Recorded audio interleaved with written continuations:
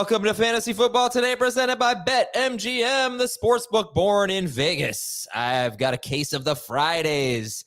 Happy Friday, everyone. Adam Azer here with Dave Richard and Jamie Eisenberg. We have 7 NFC home games. Start or sit. Can you trust Jamison Williams or Terry McLaurin this week? Is Jared Goff ready to break out, or is this Seahawks defense legit as they face the best offense they've faced so far this season by far? And what is it about Marvin Harrison Jr. that I hate? It's his ADOT. He's wonderful. It's nothing personal, but his ADOT's just a little bit too high. Good morning, Dave and Jamie. Happy Friday to you guys. Happy Friday. Happy Hurricanes game day. And if you love penalties and field goals, then that Thursday night game was for you. Yes, and I hope everyone is staying safe and doing okay in the wake of the hurricane. But let's talk about, from your perspective, I'm curious to know, a non-Giants or Cowboys fan, was that a good game last night?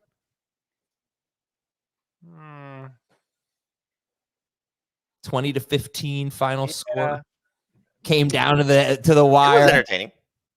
Right. It wasn't. It's not going to go down as one of like the 10 crappiest games of the year, but it's not anything it's not very memorable other than, oh yeah, remember that Thursday game where there were a bazillion flags and no touchdowns and no one was really happy unless they had CeeDee Lamb or Malik Neighbors or Wan'Dale Robinson on their fantasy team.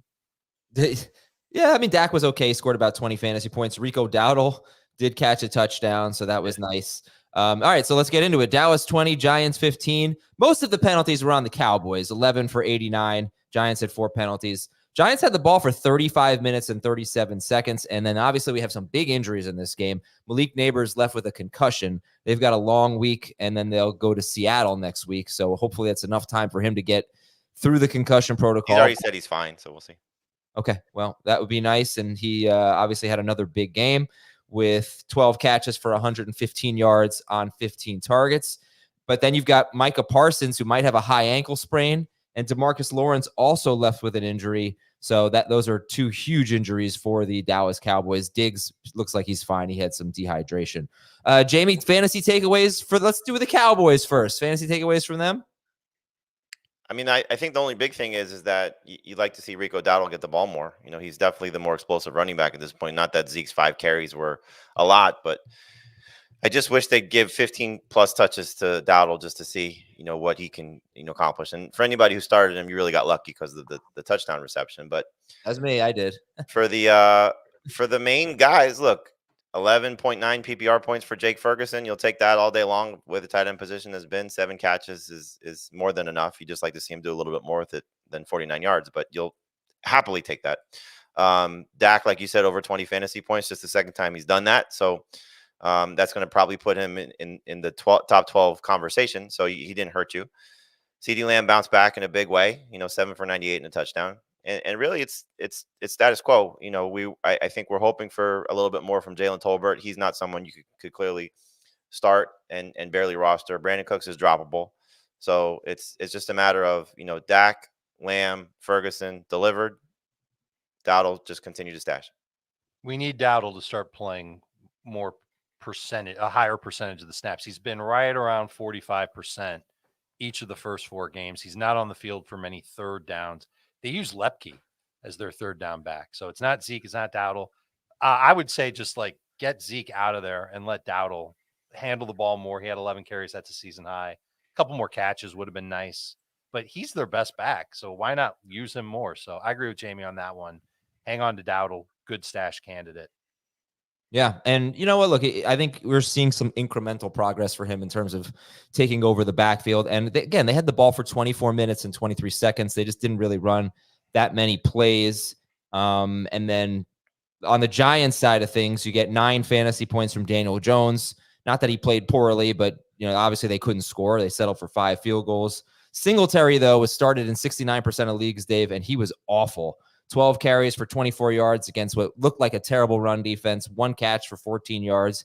And he almost fumbled again. So what do you say You gave him credit. It's 14 carries for 24 yards. Oh, gosh. I said 12. What do you say to the Devin Singletary manager?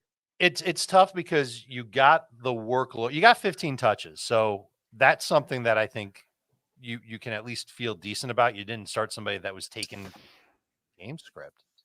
And Dallas had been terrible against zone scheme runs, and he was terrible in this game. They really did a good job shoring that up. I checked before the show, 1.2 yards per carry allowed to the Giants on their 12 zone blocking runs. So that's a huge success compared to how they've been prior weeks. They had 2 runs in zone go for more than 3 yards. They went for 4 and 5 yards. So maybe the Dallas run defense turned the corner, or maybe the Giants aren't very good at running the football. We'll find out as the weeks go ahead. But if Seattle's D-line is healthy next week, it's going to be tough to feel good about starting Devin Singletary outside of a bye week replacement type of RB. I think the most interesting player in this game is Wan'Dale Robinson. Wan'Dale's 28% rostered. He was started in 10% of leagues. He had 11 catches for 71 yards. And we pretty much know what he is right now. You know, he's just a short area target, but he's got 6 or more catches in 3 games. The one time he didn't have 6 or more catches, he did happen to catch a touchdown. But, you know, if you see him at 28% rostered, bye weeks are coming up. Is he appealing to you, Jamie? Oh, for sure. I mean, look, he was somebody that I wanted to draft. I told people to draft. Late round pick. He's certainly somebody that we've mentioned in the waiver column every week. He's just that type of player. He's not going to help you in non-PPR. He's barely going to help you in half PPR, but in full PPR, when you're getting this type of production, you know, 6 catches is an easy starting point from a floor perspective. And then you have games like this, you know, 11 for 71. That's a, you know, easy top 30 wide receiver for the week, if not top 24 with how he's going to finish. So again, you just know what you're getting. And if Neighbors does miss the game next week, then we're definitely looking at a double-digit target game once again for Wan'Dale Robinson. So, yes, he should 100% be rostered in every PPR format. It seemed like he was the second read, and Daniel Jones was really good last night at maneuvering the pressure, and then seeing when his first read, Neighbors, was taken away, he would just kind of check it down or throw it short to Wan'Dale, and Wan'Dale caught the football. So as long as that continues to happen, and if the Giants can't run the ball, you'll continue to see Wan'Dale do this. But he's definitely a PPR cheat code at wide receiver, and definitely a flex or bye week replacement moving forward. The Cowboys had only allowed 43 yards to receivers out of the slot in the first 3 games of the season. They allowed 78 last night, but they did. I mean, honestly, they did a pretty good job. He had a lot of targets. Right. He had What was the average? Last night, slot receivers averaged 6.5 yards per catch. So what was it for them going into the game? Do you happen to have that? I can. Yeah. I wonder if it was close to that. If it was lower than that, I'd be surprised. Dallas did a good job of attacking. They didn't give up a lot of yards after catch. 6.1. But yeah, no, I honestly, it was an unsung, you know, storyline of this game. I thought the Cowboys defensive backs tackled really well. There were a few plays where it looked like the Giants might slip one, get a big play, or pick up a first down, and the tackling was really good. And on that note, I think we are done talking about this game. So there you go. Giants and Cowboys. Cowboys improved to 2-2 with a 20-15 win. And the interesting game next week at Pittsburgh. So, but yeah. All right. Sunday is a fun day for us, obviously. But to get you ready for the games, we've got a couple things. We got CBS Sports HQ at 10 a.m. Eastern. Hop on in on the CBS Sports app. We've got a Q&A from 11:30 a.m. until about 12:55 p.m. right up until kickoff, or right basically when your lineups lock at youtube.com/fantasyfootball today. So we'd love to have you there. We have a few thousand people at a time. Yeah, it's a popular show on Sunday mornings, and we answer a lot of questions, and we're having a great time. So that's me, Dave, and Heath. youtube.com/fantasyfootball today. Also, if you don't listen on Spotify, if you have Spotify, just search for Fantasy Football Today. Give us a follow there, and you can listen to our show on Spotify. News and notes. Justin Herbert, are you guys projecting Herbert to play at this point? No. Not yet. Okay, Tua. Oh, I'm sorry. I mean, Dolphins. They still haven't made a decision on their quarterback. I hope it's Huntley. Sure. Jordan Love going to be a game time decision. That game. Sorry, let me get the schedule up. I know what they're playing, but what time is that Minnesota Green Bay game? It's at 1:00. So we'll know at 11:30ish if Jordan Love is going to play. And at running back, okay, some new running back notes. Jeremy Fowler of ESPN, he thinks it's a long shot for Christian McCaffrey to return by week 6. Alvin Kamara made it back to practice yesterday. He was limited. Whew, that's a good sign. Ken Walker was limited, and that is interesting. This is already a tough matchup. Lions so far have the best run defense in football, and you don't want a shared backfield in this situation. So let's see what happens with Ken Walker, but he was limited. They play Monday night. And also Jeremy Fowler, another report from him. He said Roschon Johnson could see an extended look this week. We're going to do beat the waiver wire. Roschon Johnson's got to be at or near the top of the list. He's very available. Raheem Mostert was limited. Still not expecting Jalen Warren. Bucky Irving missed practice yesterday, so that's one we have to keep an eye on. He said he was going to play, but we'll see. Okay, good. Bijan limited. He should be fine. Damian Pierce and Joe Mixon, we're still not expecting them, right? Not as of now, no. And I missed an update on Jerome Ford. What's going on? Return to practice. Okay, that's good. Eckler out. And wide receiver news. So Deontay Johnson missed practice. They're calling it precautionary. Right now, we're still expecting him to play. He's a top 15 wide receiver. Oh, Jamie, how about the Niners right now with Debo and Kittle getting back out there, and a report saying Kittle should play this week? What does this mean? We talked at length about that game, but let's reset it. I mean, obviously, if Debo and Kittle play, you start them. You don't think twice about it, and you still start Ayuk. It just, keep Juwan Jennings on your bench. Don't drop him yet and see what happens this weekend. But he's the biggest loser of all this because he's not going to get the same opportunities if those guys are healthy. So, I mean, look, I hope they're not rushing Debo or Kittle back. There was some thought in San Francisco, some of the stuff I read yesterday, that maybe they're just getting him back to practice with the hope of him getting back on the field next week. But clearly, if he's able to go, I'm sure they'll play him. So, Mason must start. Samuel, Kittle, Ayuk must start. Makes things a lot better for Brock Purdy if he has his weapons available to him. Yeah, I think I'm going to try to look it up now, but Kittle or Debo rather. Debo has definitely a history of coming back from injury and not playing a full snap share. So, and then remember the game last year where he was decoy Samuel, he had no targets or whatever, but he makes me a little nervous. But let's paint the scenario of Kittle comes back, but Debo doesn't. Then what do you do with Juwan Jennings? You start him. He's at least a flex. I believe it's every career game he's had at least 6 targets in. He's been good for 10 plus PPR points. So that's what I'm looking for from him if I start him this week. Okay. Devontae Adams was limited with a hamstring issue. So we don't like when guy practices Wednesday and then has something on the injury report on Thursday. So we'll keep an eye on Devontae Adams against Cleveland. Romo Dunze was limited with a hip issue. Keenan Allen remains limited. Tank Dell is likely out. They haven't officially ruled Tank Dell out, have they? No, but it does not sound like he's playing. Right. Yeah. Okay. So did that change your rankings at all? Or were you already planning on that? No, I moved Diggs up a couple spots. He was already in the top 24 receiver for me, but now he's in top 20. Same. Okay.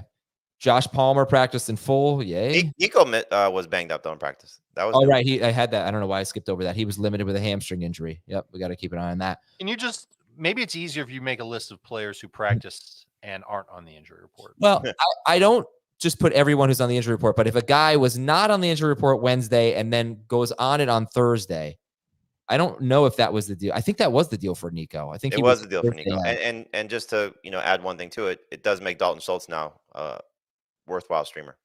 And I liked him to begin with, but yeah, this makes this a lot better. We're Middle still of that defense for Jacksonville is a huge liability. We're still not expecting Devontae Smith or AJ Brown. I'll ask you guys about Jahan Dotson and Paris Campbell in a little bit. Jordan Addison practiced, and tight end David. We got a lot to keep an eye on here with tight end. David Njoku was limited in practice. We're still not expecting Trey McBride, not expecting Sam Laporta at this point, but it's early in the week for them because they have the Monday night game. Evan Ingram missed practice. Taysom Hill expected to play, and I mentioned George Kittle was limited.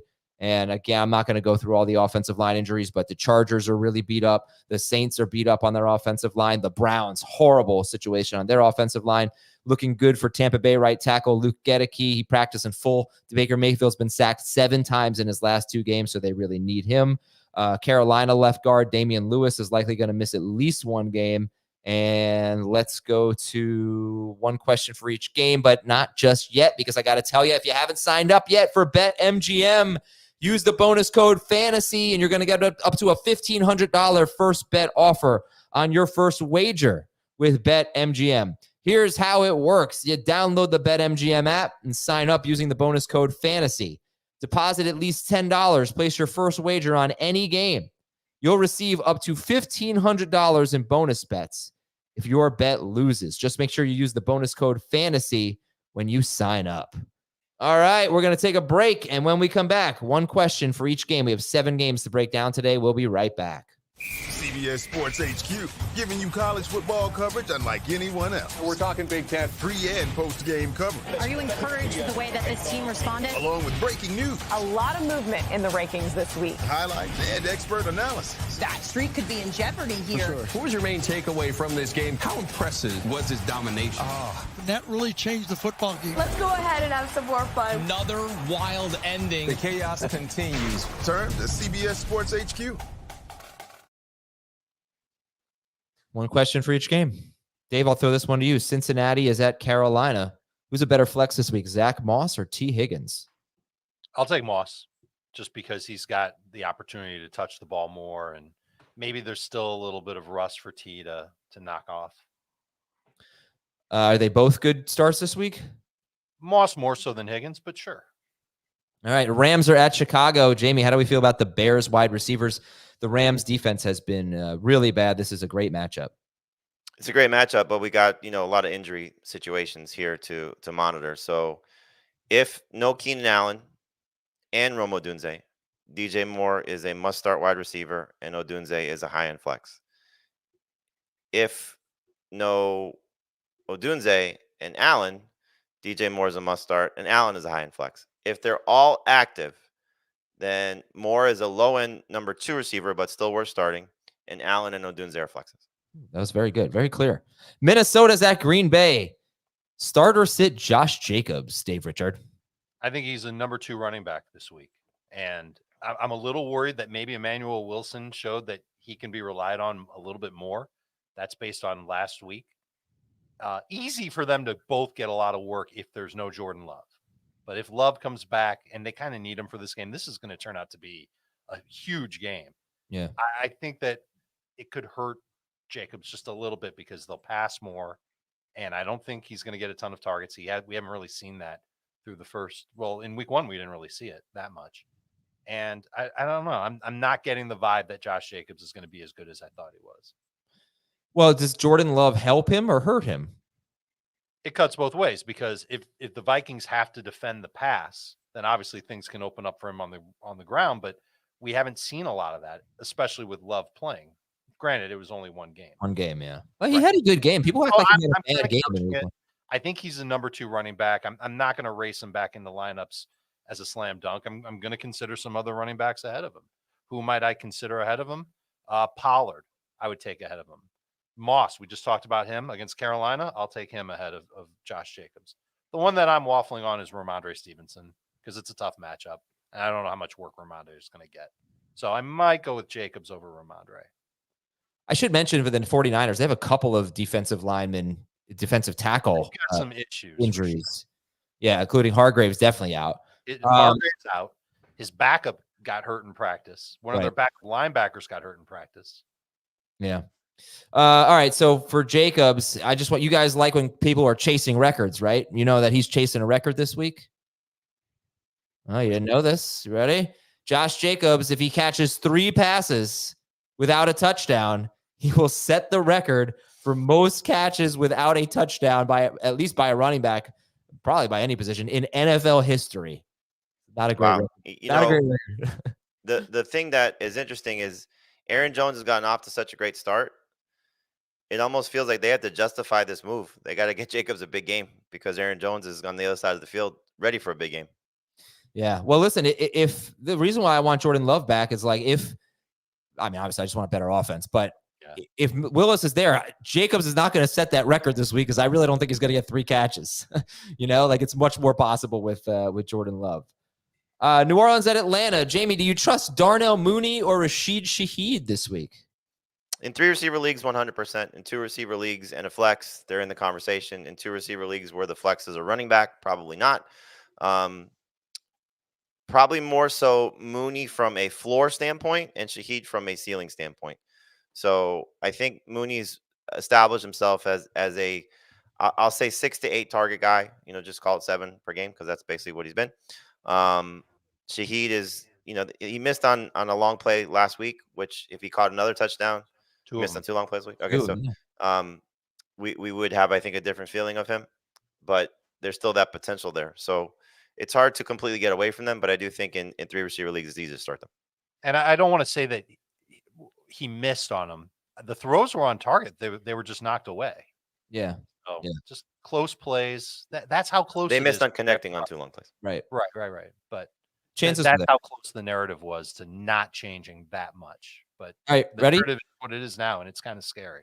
Next up, Philadelphia at Tampa Bay. Dave, any sleeper wide receivers for the Eagles, assuming that Smith and Brown are out? I can't get into Dotson. I can't get into Campbell, although I would, like, if you're desperate in a PPR, I think he'll play the slot. Johnny Wilson will probably line up wide. Your best bet with him is that maybe he scores a touchdown. I would consider these guys more in DFS than I would in week 4 fantasy when nobody's on bye. All right, Jamie, Seattle's at Detroit. So I asked you about Mooney and Shaheed. Now I'm going to ask you about these number 2 receivers. Do you trust Jamison Williams or JSN this week? I'm getting to the point where JSN more so than Jamison. I said this on CBS Sports HQ. If you want to get JSN on your team, trade for him now, because this feels like a big blow-up spot for him. They're going to throw the ball a lot. You mentioned that the run defense is very good for Detroit, and we haven't seen Geno Smith really air it out, except for that Patriots game where it was a 16-target game for JSN. So I don't think he's getting that, but I would not be surprised if he's 8 to 10 targets in this matchup, and this matchup is very favorable. So Tyler Lockett's a sleeper. Jamison Williams, I think he just, again, similar to the other guys, started 3 receiver leagues, 2 receiver leagues. He's more of a flex play.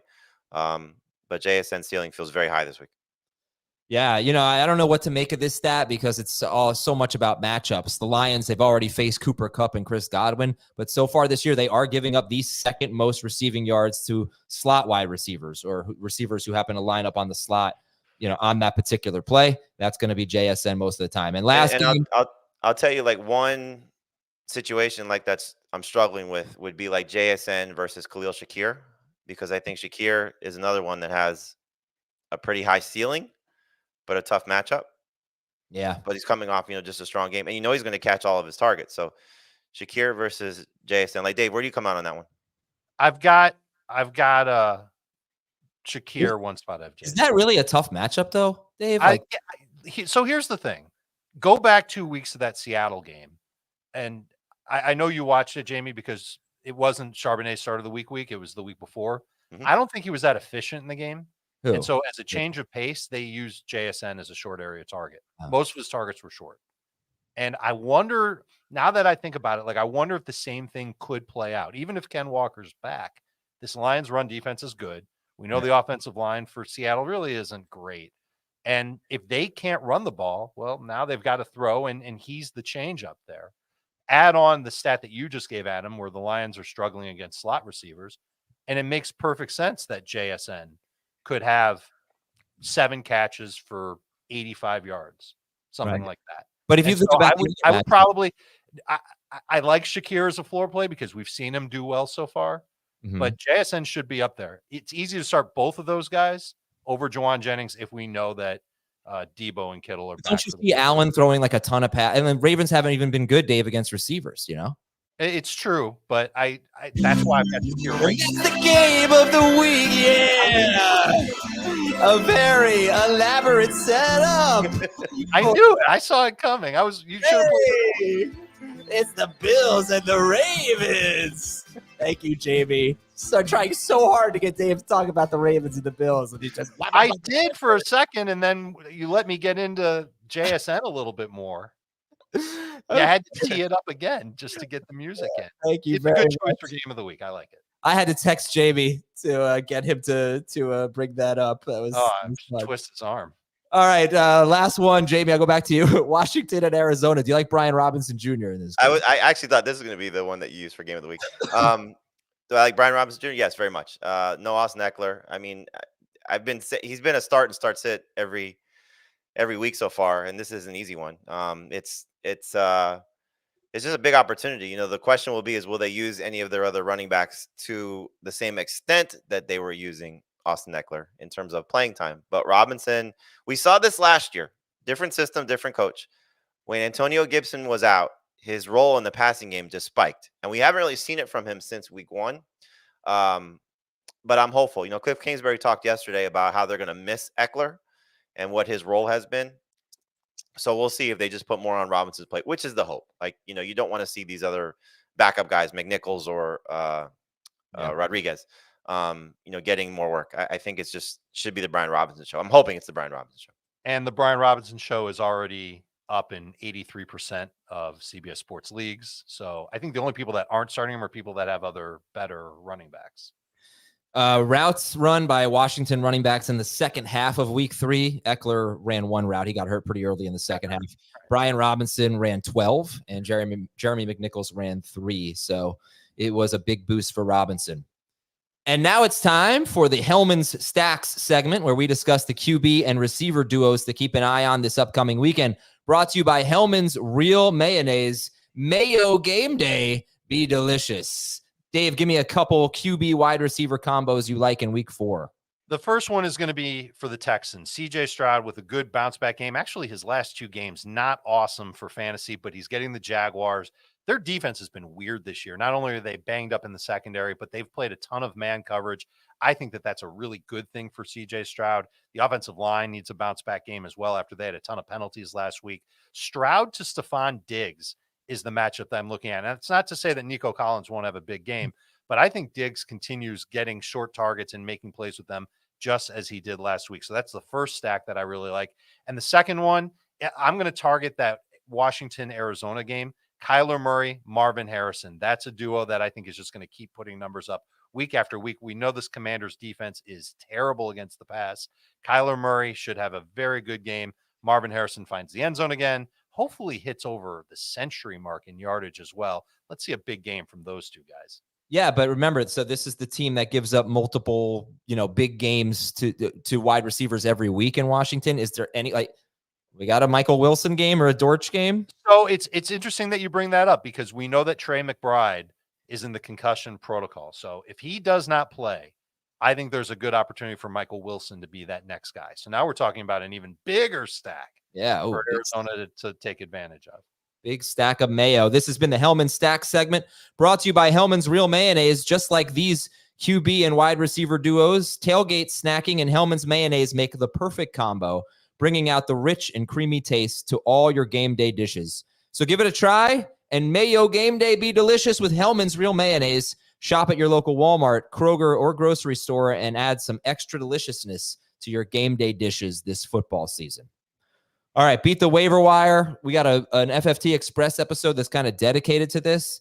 So I'm not going to go through all the names, but just keep in mind, get out in front of it here. The Chargers, Lions, Eagles, and Titans are all on bye in week 5. Chargers, Lions, Eagles, Titans.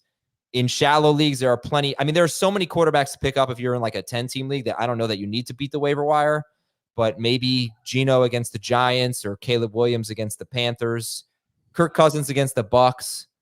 And then on down, Justin Fields could have a big game because it's possible that Micah Parsons and DeMarcus Lawrence are both out next week. Sam Darnold has the Jets, unfortunately. And then if you're really desperate, I don't know, Bo Nix against the Raiders, Andy Dalton at Chicago, not great. Roshan Johnson's 48% rostered. Khalil Herbert's 24% rostered. I'm sure you guys would rather pick up Roshan, right? Correct.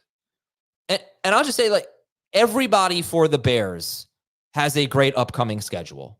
Their next 4 opponents are Carolina, Jacksonville, Washington, and Arizona. And they have a bye mixed in there. But if you need a tight end, Cole Kmet. If you need a quarterback, maybe Caleb Williams is available. It's possible in shallow leagues like Odunze and Keenan Allen are both, Keenan Allen especially, they're kind of available. But, take a look at the Bears. And then obviously Roshan Johnson. Clyde Edwards-Helaire eligible to come back next week, 17% rostered. Emmanuel Wilson feels like a guy to get. Tank Bigsby. And then, I don't know, wide receivers, not a lot that are less than 70% rostered. There's a bunch of guys like Christian Watson and Sutton and Addison and Hopkins and Mooney. But Romeo Dobbs, that's a good one. I have Mike Williams on here, but I don't know. Make sure you check your waiver wire for Evan Ingram and David Njoku. These guys were top 10 tight ends in ADP. There's no reason why they shouldn't be rostered. They should be back soon. Hunter Henry has the Dolphins next week. Tyler Conklin, tough schedule for him. The team that has the best matchups is the Saints. The next week for tight ends is the Saints. I don't know if it means anything. But yeah, Juwan Johnson actually ran more routes than Morrow last week, which was a changeup. But Taysom Hill is out there in a number of leagues, in a decent amount of leagues, and he could always score a touchdown. All right, wonderful. So we'll help you out with Beat the Waiver Wire on FFT Express. Can I give a deep running back for Beat the Waiver Wire? In Denver, Tyler Beatty. Or I'm sorry, I've mispronounced his name. It's Bidet. No, it's not. I thought you were joking about that. No, he would prefer it be pronounced Bidet. Really? Yeah, I think they're going to move to more of a three-headed approach, but he might end up being the running downs guy for them, or at least an audition for it, which kind of stinks for Javonte, but Javonte will definitely still play passing downs. He's a good pass blocker. He can catch. We know that. But last week, Bidet he got a chance in the fourth quarter to run. He did well. Sean Payton's talked about him a lot, and I think he's going to get an opportunity. So this is for the people. Adam, you can do the voice. They're not around in my league. Yeah, these guys aren't around in my league. Christian Watson, that guy. So I think he's out there in like 95% plus of leagues. You could stash him. Just keep in mind that everything they did last week was against the Tampa Bay defense that was down its 2 defensive tackles, including Vita Vea. It's all true. And he wouldn't be like if you've got a choice between him and Kareem Hunt, I'm taking Hunt every time. I'll take Emmanuel Wilson over him too. This is no one's available in your league. Right. Okay. This is that type of stash. So are you out on McLaughlin now? Because that was your Tuesday guy to add. Oh, that's true. I'm changing that. You'd rather have I have a pronunciation guide that says Beatty, just so you know.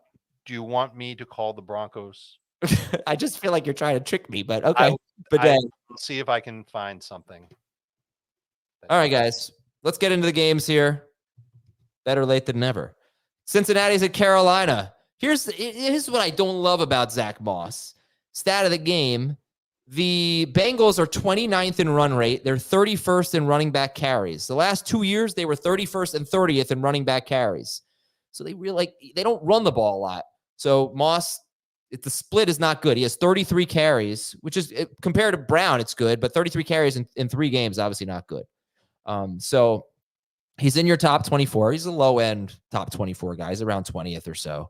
And which is easy to go with Chuba Hubbard over Moss? Yes. I think the thing to keep an eye on here is, did the Panthers run defense get fixed last week, or did they just play the Raiders? Because the first 2 weeks were bad, and then they play a bad rushing offense. And I'm going to guess it's probably the Raiders as opposed to the Panthers run defense being fixed. So look, the Bengals got some offensive line issues with Trent Brown being banged up. Will they morph into a run first team? I doubt it. I'm sure a lot of it will be dependent on how the game flow goes. But the thing that you saw from Austin, you've been talking about this, Adam, since the preseason, is that will he be the passing downs guy? Well, he's been the passing downs guy, and so that sort of saves him. And on top of that, he scored a touchdown in 2 of the 3 games that they played. So I don't know what more you need to see from Moss to start him, unless, of course, you just have a better situation or better players on your team. Yeah, I mean, I know you don't have to answer this, but I'm deciding between him and Jameson Williams for a flex spot, which is tough. But I think I'm going to go with Moss. You should. Yeah, out of respect to the Seahawks defense, which we'll find out more about this week. But all right, so Moss is a start, but Chuba is a better start. He's the start of the week. We talked a lot about him yesterday. Start Jamar Chase. Dave already gave his opinion on T. Higgins. Jamie, how do you feel about T. Higgins? Oh, I shouldn't skip Burrow. How do you feel about Joe Burrow, T. Higgins, and obviously Chase you're starting? How about Yoshivas, who has 3 touchdowns in his last 2 games? I think that's just a desperation play. The 2 touchdown game was his only 2 catches, if I'm not mistaken. He had 3, but nothing more than that. And it was all goal line opportunities. So I don't want to trust that deeper leagues. Like if you're picking up Bidet, either one. I would take Yoshivas just with the hope he scores. I think for Higgins, I'm going to go right back to him. He had a couple of end zone opportunities last week. Dave said, another game was shaking off the rust. I don't think that's not the case this week. I think he should be good to go. So you're getting more than 3 for 39. the interesting thing really is they are using their tight ends a lot. I mean, it was Mike Gesicki and Eric all last week, both getting 4 catches. Will they continue to involve all of these guys? And that, I think, speaks to your point, Adam, about the running back situation, because they are throwing the ball so much that everybody's getting chances in the passing game. You would like to see a little bit more from Zach Moss from a running perspective. But really, I think it's just start the studs that you have for this team. And Gesicki's still more of a flyer. Like, I think he's still the tight end of choice. How high do you have Higgins in your receiver rankings? I've got him 25th. I think he's 22. Okay. Him or Garrett Wilson? Oh, that's easy for me. Higgins. You'll take Higgins? Okay. I have Wilson 1 spot ahead in PPR. Burrow's 5th for Jamie, 5th for Heath, and 2nd for Dave. Joe Burrow or Jaden Daniels at Arizona? Burrow. Daniels for me. All right. You could have some tough decisions with Burrow if you have Kyler, if you have Daniels, but in all likelihood, you are starting Joe Burrow. Carolina giving up the 5th most fantasy points to quarterbacks. We talked about Moss. I don't think you can really start Chase Brown at this point. But roster him. Don't drop him. Absolutely. Right. Mike Gesicki or Komet? It's Komet as of now, but if everybody's healthy at wide receiver for Chicago, meaning Keenan Allen's back and Rome's healthy, then I think Gesicki kind of makes sense. Gesicki or Dalton Schultz, assuming Dell is out. I've got Gesicki a spot higher. He's safer. All right. And Andy Dalton. Anyone want to start Andy Dalton against the Bengals? He's a good streamer. He's not going to get you 30 fantasy points, but I think he'll be in a similar range to what Dak was. And the Bengals secondary has been good, but a lot of that has been, I think, because teams have been able to run on them. It's also, they did face Jacoby Brissett in one game, and that other guy, what's his name? Oh, yeah, Mahomes. He's not very good either. So, I mean, like, I don't like the fact that Dalton lost. For whatever you think of Adam Thielen, he's a good player for his team. He's not a good fantasy receiver consistently at this point in his career, but that's a loss. I think that will impact what Dalton will be able to do, because I don't think Legette's ready to assume that type of role. He's not that type of player. I don't think Jonathan Mingo is that type of player. It's going to be a lot of Deontay Johnson and then sort of mixing and matching in other ways for, I think, Dalton to get his numbers. But 202 is not out of the realm of possibility. All right, Dalton. Jamie's the high guy on Dalton this week, and Jamie's got Dalton 14th. Dave has him 20th. Heath has him 21st. Also, one thing to note about the Bengals, their run defense is so bad, they have seen the fewest pass attempts in the NFL. And so all 3 quarterbacks they've faced, Brissett, Mahomes, and Daniels, have thrown 23 to 25 passes. That's nothing. Chuba Hubbard, we love this week. He is a top 16 running back for everybody. He's 11th for Jamie, 13th for Dave in full PPR. He just scored almost 28 fantasy points, and he has 10 targets in his last 2 games. So you're going to start Chuba Hubbard or Josh Jacobs? Chuba Hubbard. Yeah. Chuba Hubbard or T. Higgins? Hubbard. Chewy. Okay, just start Chuba Hubbard. Carolina wide receivers, Deontay Johnson's the only one we're going to start. And we like Chuba Hubbard or Deontay Johnson? That's a great question. I probably would stick with Hubbard just because you're getting most likely 4 to 6 catches again from him. It's kind of a staple in Canales' offense to use his running backs in the pass game, especially with Thielen not there. I would expect that to continue. So both have, I think, the chance to score with probably a little bit more of an edge for Hubbard just because of the touches that he'll get. I will say this. I know I kind of said that Legette's not ready for that Thielen role. He's another great beat the waiver wire guy, because if he does have a good game this week, you're going to want to buy into it based on the opportunity that's not in front of him. He had a great crossing route last week. It was actually a good throw by Dalton too, between 2 Raiders defenders. He really flashed his speed after the catch on that play. Turned what should have been maybe a 10-yard play into a 35. I think it was 35 yards. So I agree. I think that's a good waiver wire ad. I do have Deontay over Chuba in full PPR. That's Xavier Legette he was talking about. Yeah. So just a final question here, because we're sitting the DSTs, we're sitting Jatavian Sanders, obviously. Are you nervous that with Chuba Hubbard and Deontay Johnson basically as must starts, are you nervous about that? It is the Carolina Panthers after all. It is the Panthers. They did a great job against the Raiders. And I feel like one of these weeks, the Bengals are just going to show up and smack somebody around. They were so close to winning in week 2. They probably would say that they should have won in week 1. They might even say that they should have won in week 3. They're an 0-3 team that's relatively speaking, been in every game that they've had so far.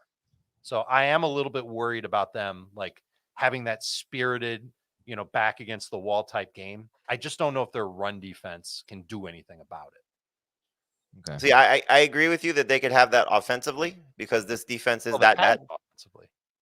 Like last week was awesome. Right. So, perfect example. They do the same thing offensively. I just don't know if they have the pieces defensively to smack anybody in the mouth, including the Panthers. Okay. And BJ Hill missed practice again yesterday. All right, let's take a break. Rams at the Bears. When we come back, pretty interesting game here. What a win for the Rams last week. I don't know how they did it, and I don't know how the Bears lost last week. So we'll see if they can reverse their fortunes. We'll be right back on FFT. Well, you need your sports news anywhere? We've got breaking news to bring you. Then get your sports anytime you want them. Big trade news overnight to discuss. Because we know you need sports all the time. A lot of movement in the rankings this week. A legend adds to their legacy. We're bringing you that breaking news right here on HQ. CBS Sports HQ, anywhere, anytime, all the time. Early start for the Rams, and not exactly a cross-country trip, but a trip to Chicago and a 1 p.m. start. And your stat of the game, 1 p.m. Eastern. 1 p.m. Stat of the game, time of the game, stat of the game. The Rams have allowed 31 or more fantasy points to quarterbacks in 2 straight games. Neither of those quarterbacks threw more than 30 passes. Neither had a rushing touchdown. Both did have 41 or more rushing yards.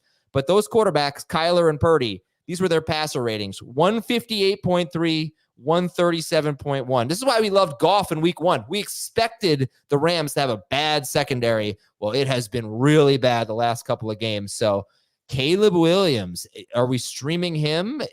Are there any typical must-start quarterbacks or probably start quarterbacks that you would start Williams over? Richardson. I've got Richardson a spot ahead of him right now, and I can totally see people saying, you know what? I'm going to give Richardson a rest and go with Caleb Williams. I don't buy into this Rams defense. And I don't think I should based on the stats that you just said. And so it's more about whether or not Caleb Williams can continue to at least he can't do this every single play, but more often than not, just play within structure and play calmly and freely. And when that happens, he's amazing. He made some amazing throws last week. I agree with you, Adam. I think the Bears, if you just watch the film, I think they look like the better team. They just struggled to stop the run late in the game, and that's why they lost to Indianapolis. I think Caleb Williams is worth streaming, and I think he's got some upside that we kind of realized last week. I think he'll have fewer turnovers this week, and if he's got a healthy receiving core, it's even harder to get away from him. So not a top 12 quarterback, not a top 15 quarterback, but close to that. And Jamie has go from Tennessee to Houston to Indianapolis, and you saw the difference. Yeah, well, right, and now he doesn't have to play the AFC South. But I'd like for him to play Jacksonville. Yeah, that'd be good. He will. So Caleb Williams, Jamie, you do have him 1 spot ahead of Jared Goff. Dave, you have him 3 spots behind Jared Goff. So that's another guy that is has been sort of a must start in the past or close to it that you could start Caleb Williams over. All right, I'm assuming we're not gonna start any Bears running back. We're just gonna wait and see what happens with Roshan, right? Yeah, like you said, he should be a beat the waiver wire guy. I made that. I said it on Tuesday. I made that move in one of Adam's not league, but our draft-a-thon league. I picked up Roshan Johnson. I dropped DeAndre Swift. I just would rather take my chances on the guy I think that's headed in the right direction as opposed to the guy who's been struggling. And every story you read out of Chicago is, just the flop of signing Swift and how bad it's been, and that they need to get some different options back there, whether it's Johnson, which is what everybody's clamoring for, or Khalil Herbert even getting more work. So I think there's a big opportunity for him. I hope he takes advantage of it in terms of Roshan. The role that he'll definitely have is going to be on passing downs. He'll play in that role. He played the majority of third downs last week. Travis Homer's on IR. They actually began the year with Travis Homer in that role and Roshan on the inactive list. So now we know he's going to get that role. We also know that Khalil Herbert is their goal line guy. That's what Shane Waldron said this week to the media. But that's Herbert's only role. It just seems weird. And so can Roshan make inroads on first and second downs? I bet he gets a couple of carries this week on first and second downs. And he's got Carolina next week. So he's absolutely a great stash. Okay, Jamie laid out the wide receivers earlier. DJ Moore must start if one of the guys is out. Probably start top 24 guy if all 3 wide receivers play. Keenan Allen, just a reminder, he had 11 targets in week 1. So I people who drafted him, is he going to be, if Keenan Allen plays, is going to be in your top 36? Yes. Yes. Is he going to be ahead or behind Rome Odunze? He would be ahead of Odunze if he plays. All right. In PPR, yeah, maybe even in non-PPR too. That makes me a little more nervous because I love what I saw last week from Caleb to Odunze. And Cole Kmet is top 9 right now, but this is a tough game to preview right now on Friday. We just don't know who's in and who's out. Obviously, Kmet is going to lose value if Keenan Allen and Rome Odunze and DJ Moore are all healthy here. And the Rams, not bad. Laporta, 4 for 45. McBride, 6 for 67. Not bad. They gave up a touchdown to Elijah Higgins, and Trey McBride recovered a touchdown in the end zone. One thing that I saw this morning was, I guess Shane Waldron, when he spoke to me, I'm guessing it was yesterday, said that he's listening to the veterans on the team about what they want to do. And I wonder how much of that factored into Kmet's role last week, because it was a change in terms of his opportunities by comparison to what happened in the first 2 games with Gerald Everett playing a little bit more. And so when I heard that, the first thing that stood out to me was Keenan Allen, because and his quote was, "We have a lot of guys that have been around and know what to do." That's obviously not Rome Odunze. So it's more, speaking to Keenan Allen, I think, to DJ Moore, to maybe DeAndre Swift, because the other 2 running backs are relatively young by comparison. So I think there's an opportunity for Kmet to continue to be a factor, but he's not going to do what he did last week if everybody's there. It's just impossible to think he's going to get those targets. Now, he may score, he may have 4 or 5 catches. That's well within the realm of possibility.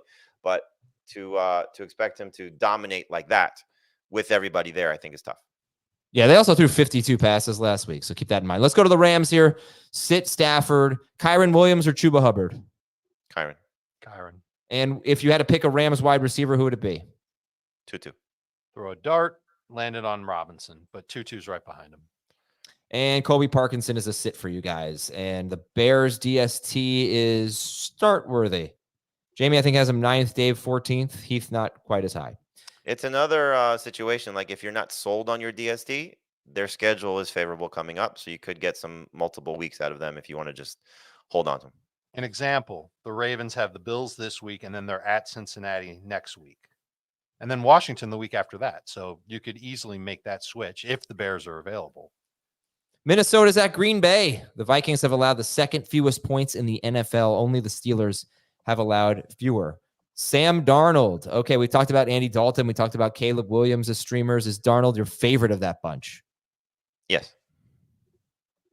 Okay. Darnold is he's not 12th. He's 13th for me, but he might as well be a start this week.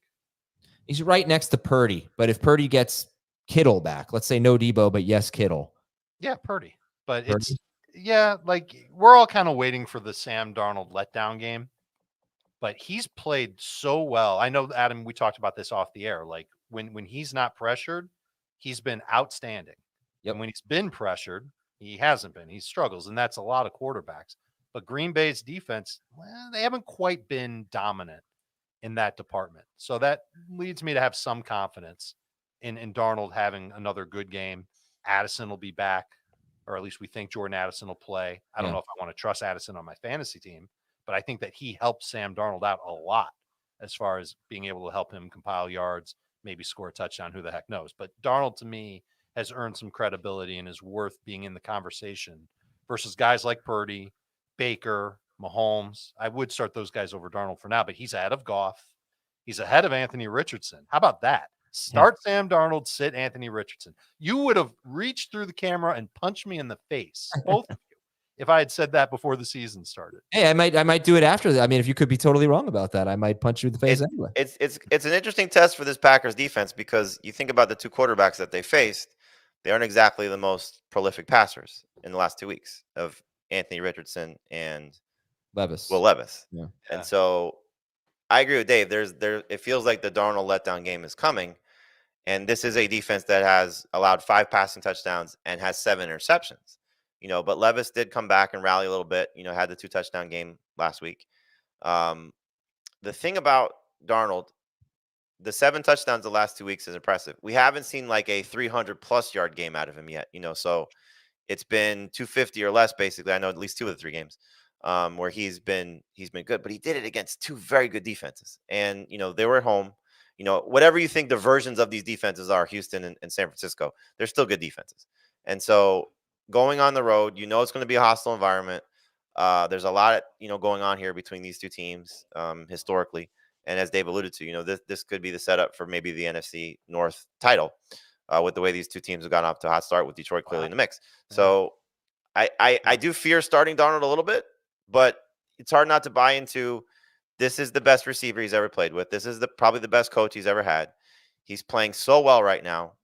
Unless his back is an issue, I think he should have at least a moderately decent game. So, if we're going to use just Dak as the barometer, he should be around 220 and 2, limit the interceptions. He's had, I think, 1 a game. Keep that under control. He should be okay. All right. How about this for a letdown game for Sam Darnold? Overseas, week before the bye against the Jets. That's revenge. I think that could be the letdown game. He's what you should know. Dave mentioned he's been worse under pressure. Every quarterback's worse under pressure, but for Darnold, it's insane. When he's not pressured, he leads the NFL in yards per attempt. When he is pressured, he's 25th. So you got to get pressure on him. And I noticed that. I mean, that's what we were watching the film or the tape. He just was such a big difference. And I looked up the stats. I was like, oh yeah, well, this is a thing. All right, start Aaron Jones. Great matchup so far. The Packers have been bad against the run, giving up a lot of receiving yards. And by the way, Aaron Jones wants to do the Lambeau leap. Yeah, so he's calling a shot already. Start Jefferson, Addison, or Jalen Naylor. Naylor scored in every game. You going to start either one of those guys? I'd prefer no way not you start to. Naylor Addison ahead of Naylor. Yeah. Okay, so let's definitely not Naylor, and let's just kind of maybe stash Addison. Sit the Minnesota tight ends. Would you Very start? funny way you said that. Stash Addison? No, the first part. Sit Naylor. Okay, I'll have to listen back. Start Jordan Love if he plays. The highest he would be for me would be 10th if he plays, but I'd be a little bit nervous about him in his first game back against this defense. I would start him if he plays, but it comes down to Like, start him over Darnold. No, that's what I was going to ask. I would. I don't know if I'm ready to commit to that. He'd be somewhere between 10th and 16th for me. I'm nervous about Jacobs if Love doesn't play. Like, it just kind of it feels like last week to me. 14 carries for 43 yards, 1 catch for 5 yards. The week before he did have 32 carries, but no targets. And I almost wonder if they realized after that 32 carry game that they need to lay off of him a little bit. And now they realize they can because Wilson's run so well. I mean, maybe, but the other side of it is just like his first 2 games were good matchups. His week 3 was not. And this is a really good run defense here. And he's not doing anything in the passing game with Malik Willis. Mm-hmm. So I don't know, man. I'm probably going to be a little lower than you guys on him, but I've got him as a number 2 running back, like in the 20s. Same, I think he's like 20 for me. Would Jacobs you be lower is? than that? No, I will not. I'm sorry. I had him much higher in the rankings. Maybe I might have done this game a couple of days ago. I don't know if I thought he was higher in the rankings. Okay, then we're on the same page. Good. I felt like I was a fish out of water or something. Jacobs is an okay start. He's not a great start this week. Green Bay wide receivers, Dave, do you trust any of them? And give us the 2 scenarios with and without Willis. Reed and Watson are considerations for flex spots. Reed more so for Watson. That's if Love does not play. If Love does play, I would upgrade them both a little bit, but not so much that either one would be like a number 2 wide receiver. Okay. I think that's it. Sit the tight ends. Minnesota DST.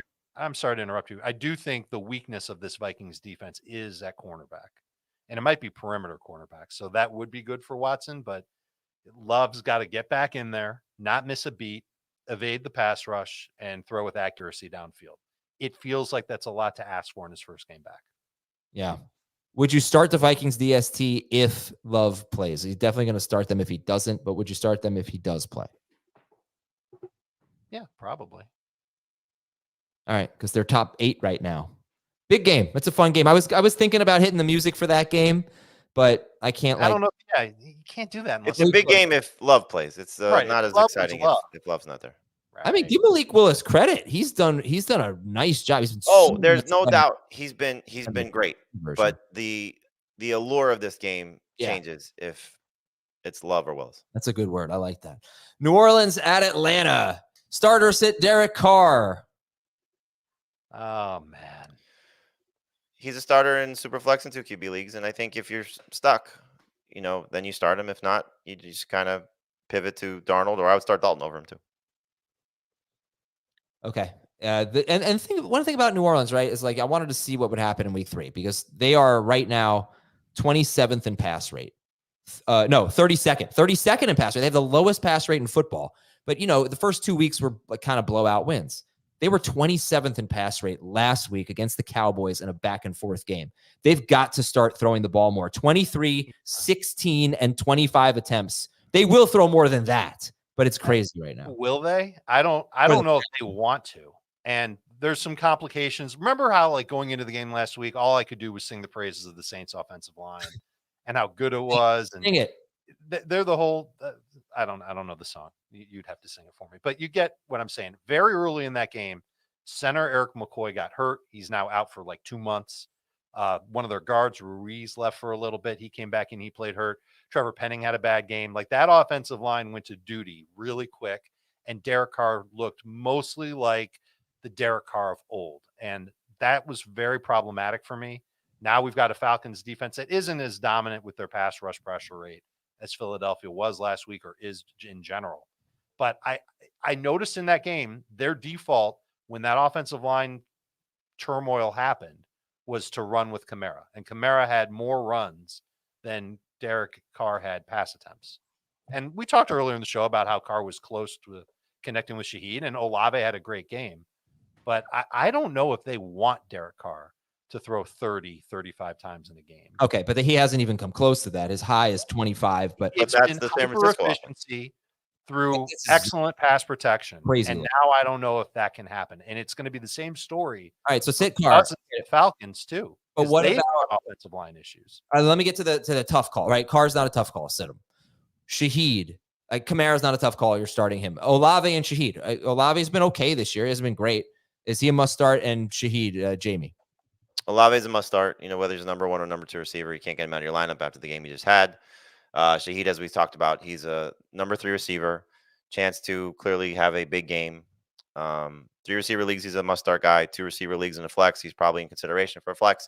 2 receiver leagues where you have a running back as a better option to flex, you should play the running back. For example, you asked about Zach Moss versus, I think, Jameson Williams. I'd play Zach Moss over Shaheed as well. Okay. Would you? I don't know if I know I asked you about them both kind of separately, but would you rather start Mooney or Shaheed? I'll say the same thing. I think the ceiling play is Shaheed. The floor play is Mooney. Okay. I'll take Shaheed. I agree that the ceiling play is Shaheed and the floor play is Mooney, but we've seen a game this year where Atlanta's offensive line really let Kirk Cousins down, and Mooney was not good in that game. And I'm worried that something like that can happen. And this Saints defense is good, man. So I'm a little more nervous about Mooney than I am Shaheed. Is Drake London a must start? Yep. He is. Darnell Mooney has 1 fewer target than Drake London. He has 33 more yards. Darnell Mooney is definitely like a 1A right now to Drake London. London, I got to tell you, I mean, I you're probably not going to care, but his ADOT is a career low 8.3 yards. And yet his yak per catch is still a pathetic 2.8 yards. That's Drake London. He has made 1 explosive play this year. Come on, Drake London. Like, do something. He got the wide open touchdown last week. Got the late touchdown. I don't know what Darius Slay was doing 2 weeks ago. Like, make a play. Make a play. He doesn't make plays. Okay, sorry. I just had to get that off. Yeah, he's averaging 8 targets a game the last 2 weeks and starting to hopefully build towards something as opposed to this is what we're getting. So it's just a matter of what else you have on your team. 8 targets a game on only 29 pass attempts both games. So that's why you start Drake London, because that's like over 25% target share. So you want that. You start him. Okay. You like that.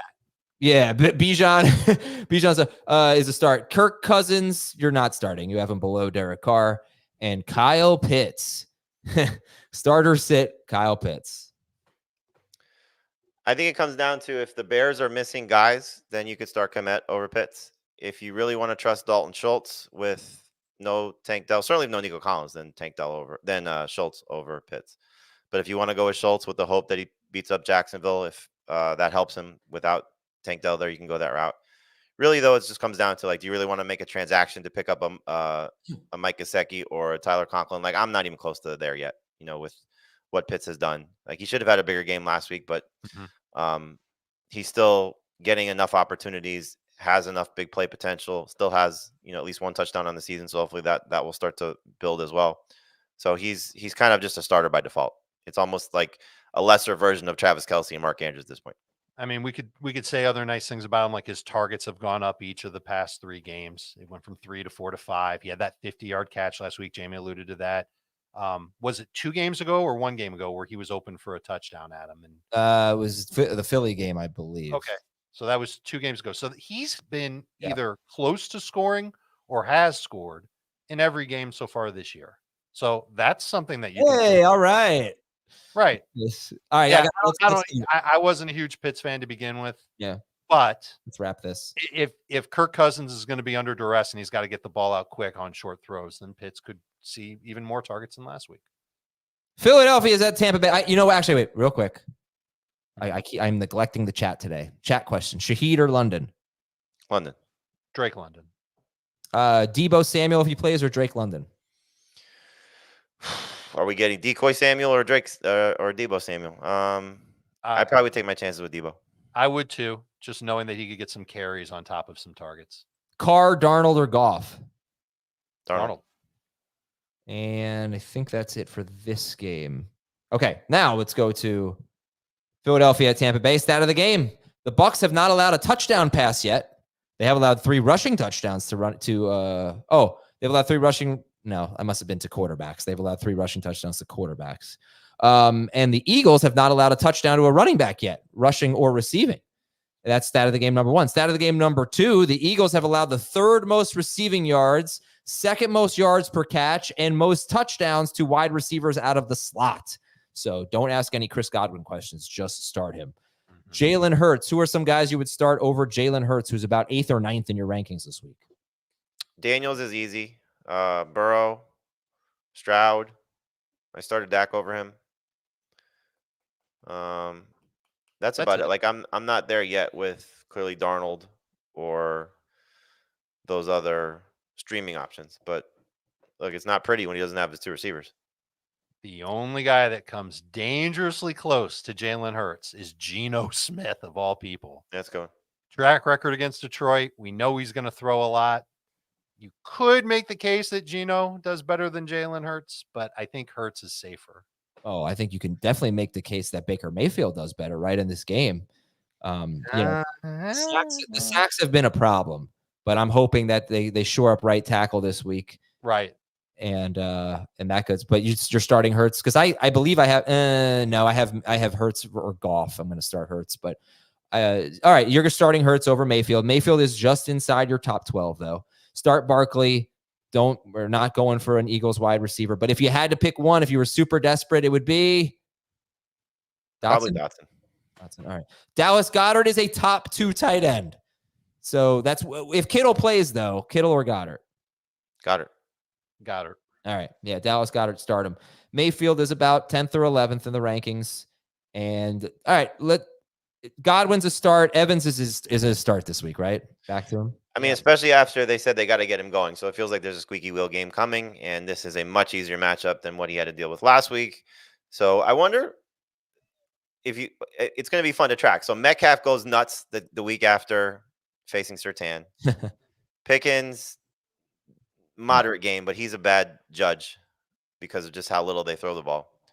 Like, I wonder, we're just going to, like, that's the DFS play of the week is the week after you play Surtain. Yeah. Freedom week. Yes. All right. So what about the Bucs running backs? This is the tough call in this game. What are we doing here? Well, I think first off, if Irving is out, then it should be back to Rachaad White to the moon. with the opportunities that he'll get. He'll probably have a terrible rushing average again, but at least he's not coming off the field like he has been. If Irving plays, is he 100%? Because then we could be seeing a changing of the guard.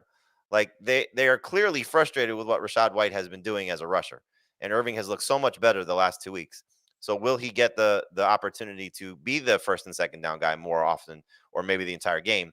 And then White is more of a third down back. So I would try and sit White if you can in the event that Irving gets into full practice on Friday. It's a little bit easier to trust him if it's a limited practice and he's still dealing with this hamstring injury. And then obviously, again, if Irving's out, you should be all the way back in on Rachaad White. But PPR, he's better off than he is in non-PPR. I wonder what they'll do at the goal line with the two guys. But Irving just looks so much better the last couple of weeks. Maybe all 3 games too, but just looks so much better than Rachaad White right now. If they both play, who do you rank ahead? Still White, but it's close. Agreed. And this isn't an easy matchup either. Philadelphia's been good against the run. I don't know, man. They're giving up 5.2 yards per carry to running backs. That's over the course of the year.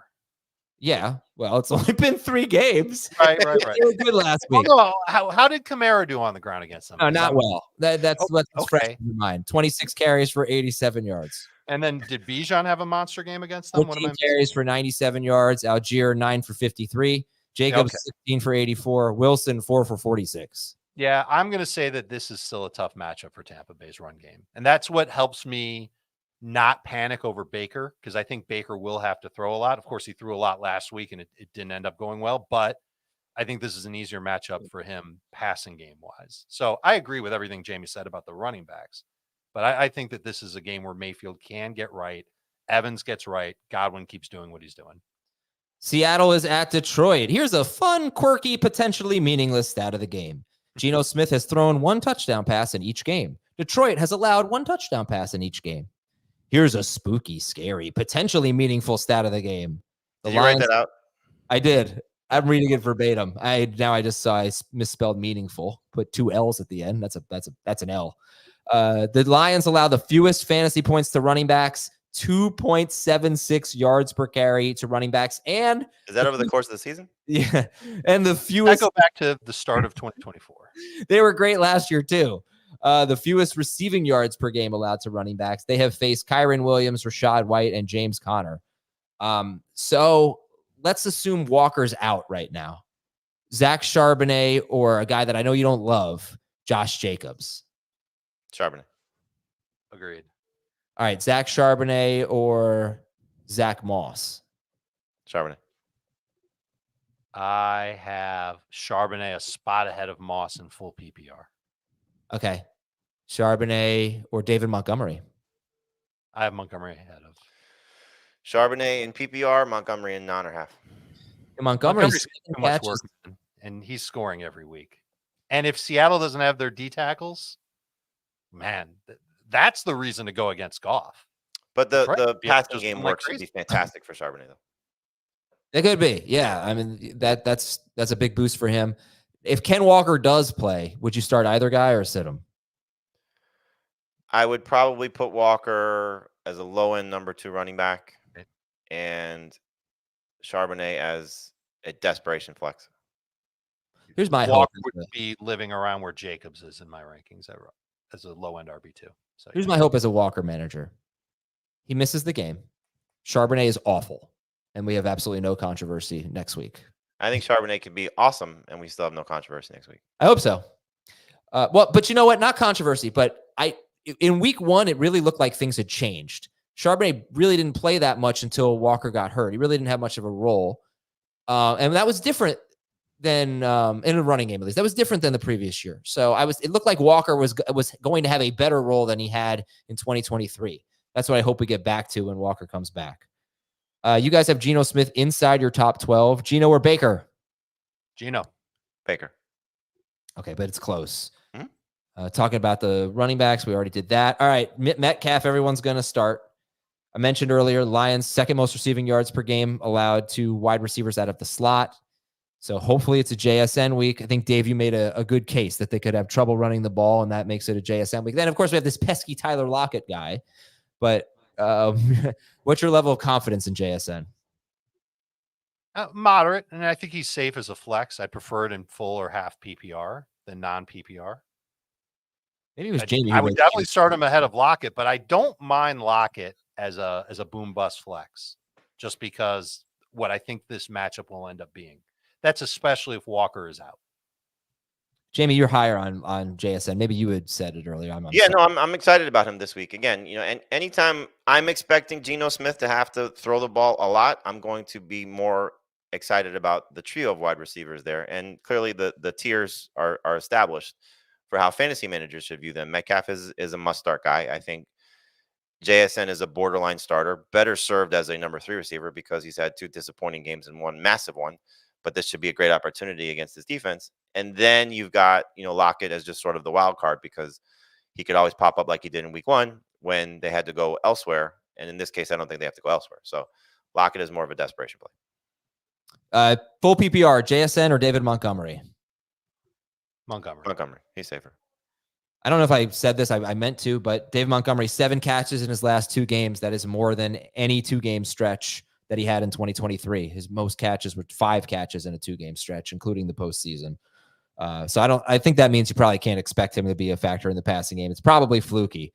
Everyone's going to start Jahmyr Gibbs. Yeah, Montgomery's a good start. And St. Brown, yes. So then, Jamison Williams. He's right around 24th for you guys. He's right there, basically 25th, 24th, 26th, depending on who you're looking at. This is the one guy I wanted to watch. I didn't get a chance to. I wanted to watch his routes. Only 23 pass attempts, I think, for Goff last week. So that could have factored in, but really disappointing. 1 catch for 9 yards on 3 targets. I don't know. I don't know. There's a lot of logic here. It just feels like a dartboard, basically, with Jamison. It's like, I don't think they're going to throw that much this week. Do you? That's the concern. That's 100% the concern. And like you said, we're going to find out how good this defense and this secondary is. They've faced the easiest matchup of quarterbacks you could potentially find in the first 3 weeks of the season with Jacoby Brissett, Bo Nix, and Skylar Thompson. Like, it couldn't get any easier. So is Jared Goff going to solve his woes and have a monster game? Like, he's had, 300-yard game and 1 touchdown. He's had been a little turnover prone. His offensive line has let him down, and now he doesn't have Ragnow. So, is this the easy layup that we thought it was going to be? I don't think so. So must sit Jared Goff, must sit the receivers outside of, St. Brown? No, but I think you're looking at, Jamison Williams, very similar to Shaheed, very similar to Shakir, similar to JSN, number 3 receiver with still upside to be fantastic, but also some downside as we saw last week. What happens if it's the middle of the 3rd quarter and Seattle's ahead? Great. And they're still running the run. Oh, yeah. If they're down by a touchdown, they're still going to run the ball. Yeah. No, Laporta most likely too. So I'd be very surprised if they're down 3 touchdowns in the 3rd quarter. Then that changes things. Right, of course. But the game script, along with the front D tackles missing for 2 of the D linemen, I should say, missing for Seattle, might push me away from Jamison Williams, and I might have him too high. That's one I'm going to reevaluate. But you also have the factor of this is the first game without Laporta, and so what are we looking at there? Yeah, and but another Brock guy Wright's going to play. Isn't he going to take some of Wright that? Brock Wright had 5 targets. Well, I was about to say another waiver wire option is awesome Brock Wright. Yes. Yeah, he had as many targets last week as the season high for Laporta. 5 targets for Laporta in week 1. All right, we have a question here. What's going to happen, Adam? Brock Wright's going to score, and we're all going to sit there going, "God, yeah, bright. Florida can't do this, but Brock Wright can." Oh, I'm playing the Detroit tight end this week in 1 league. Nice. You've got them both locked up. Nice. Yeah, I mean it's Monday night game, so if Laporta's going to be a game time decision, hopefully we know by then. But it's our dynasty league, so it's 14-team league. All right, JSN or Dobbins in half PPR? That's a question for you. JSN. Jamison Williams or Dobbins in half PPR? Jamison. I think it might be Dobbins, man. A lot will come down to Herbert's status. Okay, I'm looking for questions for this game. I know you guys talked about that game yesterday. Did you think about how the Chargers might operate offensively? Like, couldn't they just go to like Greg Roman's big dream of running it every single play with the yes, but they're also down Slater and Alt, and that's not very good against this defense. Yeah, but if you're going to load up with like 7 offensive linemen or something like that, something crazy. I mean, you think the Chiefs are playing the dime defense? They're going to stop that too. I think Chiefs run defense has been great. I think they're gonna operate poorly. That's how I feel like they're gonna operate. Goff or Geno? Geno. Brian Robinson Jr. or Walker Charbonnet? Robinson Jr., even if Charbonnet is by himself. Okay. Those are some chat questions there. Yeah, I think I agree with that. And Richardson or Goff? Richardson. I have Goff right now. All right, we got one more game here. Let's see if we can knock this out in a couple minutes. We are running long. Washington at Arizona. Updated stat of the game. Now the Commanders have allowed 75 yards or a touchdown to 35 wide receivers in their last 21 games. Yikes. Or is it 20 games? It must be 20 games, because why would it be 21? They've only. Well, if you're going back to 2022. I'm not. I'm going to put 20 there. All right. Stat of the game number 2. Remember I said that thing I don't like. You're statting your own stat. That's great. Marvin Harrison, 12.1 yard average route depth, 16.4 yard ADOT. He is among the NFL leaders in both of those categories. You don't want to be that high. That needs to come down. He has a 45.5% catch rate. Having said that, though, he's obviously a must start. There are a lot of must starts in this game. Did you look at that on a week by week scale? I did, and it's high every week. It was high even in week 1. Okay. Oh yeah, for sure, very high in week 1. So I don't like that, but this is a fun game. This could be a bonanza. Is there anyone you're nervous about? Is McLaurin someone you're nervous about in this game? He's a very good number 3 receiver with the upside to be a top 20 guy. I'd start him over Garrett Wilson. How does he compare to Jameson Williams and Garrett Wilson? Wow, you'd go with Garrett Wilson over McLaurin? No, I'd start him over Garrett Wilson. Oh, okay. I thought you said the opposite. I was like, wow, shocked, because you've trampled G-Dubs. Okay, I'm sorry. So JSN, Jameson Williams, Terry McLaurin. How do you feel about that? McLaurin is safer, I think, than those guys, but it would not shock me if JSN is better and gets more volume. Like, the one thing you don't want to do with McLaurin is chase last week's game when it's 2 big plays down the field. So 4 catches in the 2 previous games. I know they missed on some throws, but the 2 previous games, he wasn't exactly as successful. So that's the concern. It's still, Jaden Daniels going to run. Brian Robinson's going to take a lot of the offense. And so for me, I think McLaurin more of a number 3 receiver with the upside to be top 20. I think if it's half or non-PPR, McLaurin, Jameson, JSN makes sense. If it's full PPR, you could make the case that JSN has a little bit more upside because he could catch more passes. He might catch as many passes as McLaurin and Jameson combined. I'll still take McLaurin first, and I'll probably end up going JSN over Jameson just based on what I'm thinking about this game now with those D tackles missing for Seattle. We got some chat questions. Ertz or Conklin? Ertz has been okay.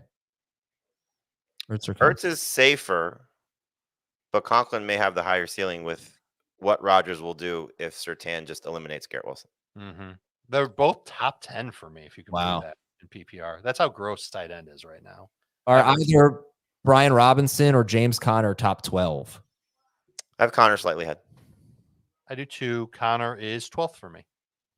Kyler Murray or Jaden Daniels? This guy starts the wrong quarterback every week. Kyler or Daniels? Kyler. Yeah. I don't know if this matters to you, but it's a short week for Washington, right? They played Monday. Mm-hmm. And they're going to the West Coast, almost the West Coast, you know. I don't know. They on the road Monday night, emotional win, and then they've got to go back on the road even farther on a shortish week. So, yeah, Daniels and Kyler are both top 4 running backs. Connor and Robinson are both top 15 running backs. Ertz is a streamer. Marvin Harrison is a must start. Terry McLaurin is ahead of Garrett Wilson. And that just leaves Michael Wilson as a possibility. If Trey McBride doesn't play, you could take a flyer on him. Mm-hmm. He's 43% rostered.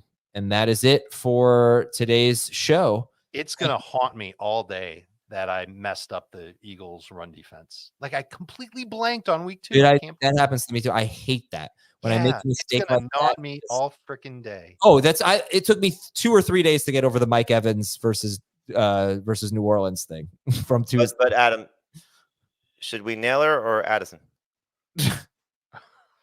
Okay. That's what if you're desperate for a little Monday night insurance, this is just to bring up Brock Wright again. But Brock Wright could be a guy to stash in case you've got somebody who's questionable for either of the Monday night games.